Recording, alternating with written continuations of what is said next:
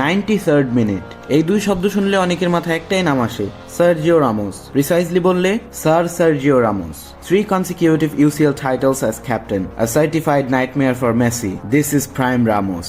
এখন প্রশ্ন হলো, এই প্রাইম সার্জিও রামোস কি পারবে ঢাকা আটে মির্জা আব্বাস আর নাসিরউদ্দিন পাটোয়ারির মধ্যে চলতে থাকা কোল্ড ওয়ার থামাতে? 28শে ডিসেম্বর এনসিপির মনোনয়ন পাওয়ার পর থেকেই মির্জা আব্বাসের জন্য নাইটমেয়ার হয়ে দাঁড়ান নাসিরউদ্দিন পাটোয়ারি। তাদের ডুয়েল কম্ব্যাটার ব্যাকল্যাশ এমন জায়গায় গেছে, মেসি রোনালদো ডিবেটকেও ছাড়িয়ে গেছে। এখন এই কোল্ড ওয়ার থামানোর দায়িত্ব যদি রামোসের হাতে দেওয়া হয়, লজিক সিম্পল, সার্জিও রামোস এই জেনারেশনের সেরা ডিফেন্ডার। I repeat, defender.